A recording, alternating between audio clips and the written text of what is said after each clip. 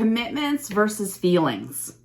Most businesses and relationships fail due to people operating from their feelings rather than their commitments. When we operate from our commitment and the feeling that we will have from fulfilling that commitment and what it contributed to the relationship and the business, that becomes more powerful than succumbing to the feelings in the moment. So this is why we all need to be crystal clear about what we are actually committed to, be it in our businesses, in our relationships, and especially our familial relationships. So we show up for family and family events, special events, hard times, good times, because we're actually committed to the relationship flourishing, not because we actually just feel like it. And what happens in a lot of family relationships is people get taken for granted. We take for granted other family members and just think, well, they're family. But the reality is that when we don't actually invest in emotionally into those relationships and add emotional commas to those bank accounts, it actually does damage over time to the relationship. So when you don't show up because you feel like not showing up, then the commitment to the relationship is really clear what it actually is. So a way to show that you're actually committed to the relationship flourishing is showing up every single time, even when you don't feel like it, because that's what works for the relationship and what's the most important thing for the relationship, be it family, friendships, business, whatever it is.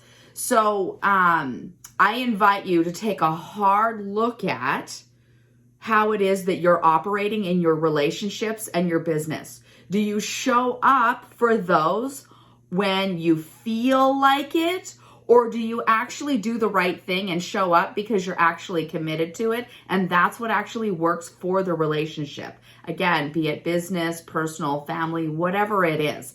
So that means inside of your business, doing the numbers. Do you do your actual numbers and taxes and marketing and all the things only when you feel like it and file extensions and do all these things because you're avoiding the actual commitment because you're functioning from your feelings rather than what you're committed to?